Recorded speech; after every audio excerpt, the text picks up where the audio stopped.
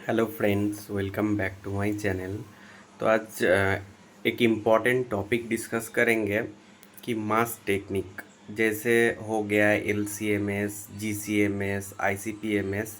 तो जितना भी एम एस मास स्पेक्ट्रोस्कोपी जितना भी इंस्ट्रूमेंट के साथ लगा हुआ है उसका अपकमिंग फ्यूचर क्या है और इंडस्ट्रियल इसका यूज़ किस टाइप का यूज़ हो रहा है और इसका फ्यूचर में और भी कितना इसके लिए अपॉर्चुनिटीज़ बनेगा, वो आज मेन टॉपिक है।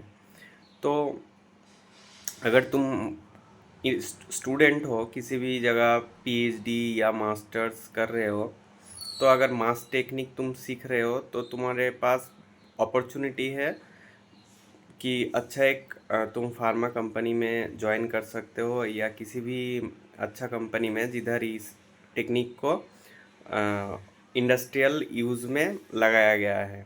वो हो सकता है किसी भी फूड टेक्नोलॉजी हो या फार्मा इंडस्ट्री हो या दूसरे किसी कंपनी में, पेस्टिसाइड का भी कंपनी में ये यूज़ किया जाता है। तो जनरली मैं एक इंडस्ट्री में मैं काम करता हूँ और मैं जनरली जीसीएमएस के ऊपर काम करता हूँ। तो मैं जीसीएमएस के बारे में ओवरऑल में मास स्पेक्ट्रोस्कोपी के बारे में भी बोलूँगा और जीसीएमएस के बारे में मैं खास कर बोलूँगा। तो जीसीएमएस टेक्निक में क्या होता है, फर्स्ट तो किसी भी एक मेथड, मतलब किसी भी एक न्यू ड्रग आ रहा है, किसी भी एक फार्मा कंपनी एक न्यू फॉर्मूलेशन हो सकता है, वो टैबलेट के फॉर्म में या डिफरेंट फॉर्म में।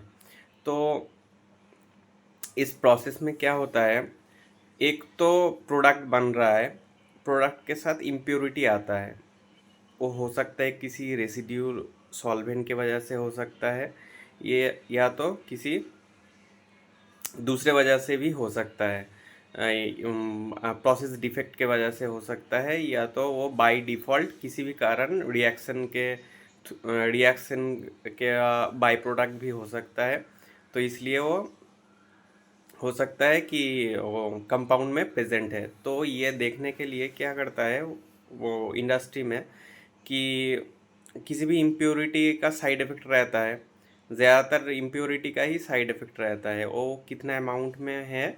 और वो स्पेक लिमिट मतलब एक लिमिट दिया जाता है, सपोज़ 0.002 ppm, इतना लिमिट उसका होना चाहिए। इससे ज़्यादा अगर लिमिट में है तो वो हम बोलते हैं वो फेल हो गया, मतलब उसका लिमिट ज़्यादा है, उसको बैच वो मार्केट में नहीं जा सकता है, या तो हम उसका रिज़ल्ट दे देते हैं कि ये जीसीएमएस का स्पेसिफिक कुछ एक पैरामीटर में ये फेल हो गया है। ठीक है, उसके बाद जो फर्दर प्रोसेस रहता है वो क्वालिटी कंट्रोल से ही रिपोर्ट जाने के बाद क्वालिटी एश्योरेंस क्यूए डिपार्टमेंट वो देखते हैं, और देखने के बाद वो पर्टिकुलर जो कंपनी रहता है उसको रिपोर्ट किया जाता है कि ये इसका रिज़ल्ट ऐसा आया है। वो ऑफिशियली उसको मेल या उसका रिपोर्ट सबमिट किया जाता है। जो प्रोसेस होता है उस प्रोसेस के थ्रू, मैं एक यूएस एफडीए कंप्लायंस लैब में हूँ, तो एफडीए का वो सब कुछ मान के चलते हैं, जैसे good documentation practice, good laboratory practice, हाँ, गुड मैन्युफैक्चरिंग प्रैक्टिस। तो ये सब प्रोसेस के थ्रू जो भी प्रोसेस होता है इस टाइप का वो रिपोर्ट किया जाता है। अब सपोज़ मेथड डेवलपमेंट में क्या किया जाता है, मैं जनरली जीसीएमएस के बारे में ही बोल रहा हूँ। मेथड डेवलपमेंट में ये होता है कि मान लो कुछ किसी भी एक न्यू कंपाउंड है, कंपाउंड का जो इम्प्योरिटी है, वो इम्प्योरिटी को पहले हम मेथड डेवलपमेंट में क्या करते हैं कि पिक कब इल्यूट हो रहा है। तो अगर डेवलपमेंट मतलब क्या है, ये एक न्यू इन्फॉर्मेशन, हाँ, बहुत रेयरली तुमको लिटरेचर में भी मिल सकता है, नहीं भी मिल सकता है, तो तुमको खुद डिफरेंट डिफरेंट सॉल्वेंट ट्राई करके उसको देखना पड़ेगा कि किस में वो सॉल्युबल है एक्चुअली। जो पर्टिकुलर कंपाउंड है वो किस में सॉल्युबल है, उसका इम्प्योरिटी भी उसमें सॉल्युबल हो रहा है कि नहीं। हाँ, ये देख के फिर ट्रायल करना पड़ता है। सपोज़ हम शुरू करेंगे नॉन पोलर या सेमी पोलर से मिड पोलर, और उसके बाद पोलरिटी थोड़ा थोड़ा करके इंक्रीज़ करके देखेंगे। अगर नॉन पोलर में भी पीक इल्यूट होके आ गया, हाँ, आरटी भी ठीक ठाक है, मतलब वो इम्प्योरिटी भी अलग से पीक आ रहा है और कंपाउंड का भी अलग से एक आ रहा है, तो तुम समझ सकते हो कि हाँ ठीक है। तो फर्दर तुम उसको डिफरेंट डिफरेंट, जैसे वैलिडेशन में कुछ पैरामीटर रहता है, SST, एक्यूरेसी, मेथड प्रिसिशन, हाँ ये सब छोटा छोटा पैरामीटर जो रहता है ये मतलब दो तीन करके प्रिपरेशन करके इससे हर एक पैरामीटर को मेथड डेवलपमेंट में फाइनल सेट में जब तुम श्योर हो गया हाँ पीक इल्यूट हो रहा है, तब वो तुम सेट कर सकते हो।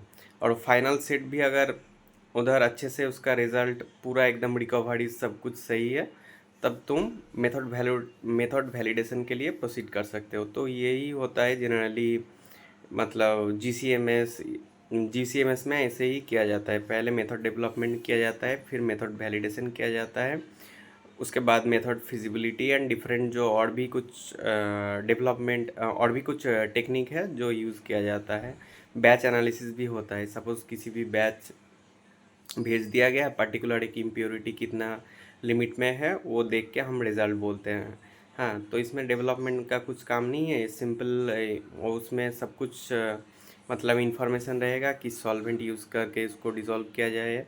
हाँ, कैसे उसका मतलब एमएस कंडीशन क्या रहेगा, जीसी पैरामीटर क्या क्या रहेगा, सब कुछ दिया हुआ रहता है, उस हिसाब से सेट करके हम लोग देखते हैं।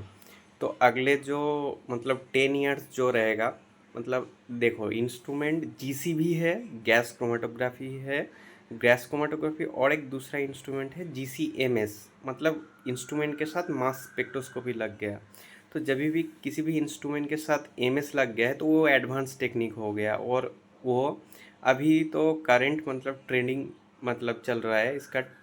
मतलब इसका ट्रेंड ज़्यादा है। अगले 10 साल में इसका बहुत ही ज़्यादा मतलब इस्तेमाल किया जाएगा। और मतलब क्या बोलूँ इसको, एमएस टेक्निक में क्या होता है, जीसी में तुम M/Z या मास मतलब डिटेक्शन में नहीं, एमएस टेक्निक में क्या होता है M/Z ये करके तुम लोग मास बोल सकते हो उसका। इवन तुम उसका स्ट्रक्चर भी प्रेडिक्ट कर सकते हो कि पर्टिकुलर, जैसे मेथड डेवलपमेंट में अगर स्ट्रक्चर भी नहीं पता है कि किस टाइप का कंपाउंड इम्प्योरिटी वो आ रहा है, तो वो भी देख के M/Z रेशियो पता लगा के हाँ तुम लोग बोल सकते हो कि इस टाइप का इम्प्योरिटी आ सकते है। उसका प्रोबेबिलिटी भी रेशियो दे देता है कि 90% ये हो सकता है, 70% ये हो सकता है। तो जो या तो जो भी 90% में आ रहा है, सपोज 75% में उसका मतलब डॉटर आयन भी हो सकता है, मतलब वो फ्रैगमेंट होके वो ऐसा आ रहा है। तो इस टाइप का मैं मास टेक्निक या डिफरेंट टेक्निक, इंडस्ट्रियल नीड क्या है, इस टाइप का तुम मतलब इन्फॉर्मेशन अगर चाहिए तो इस चैनल को ज़रूर सब्सक्राइब कर लो और चैनल के साथ जुड़े रहो। फ्रेंड्स को भी ये इन्फॉर्मेशन शेयर करो, उसको भी बोलो सब्सक्राइब करने के लिए। Thanks for watching and all the best.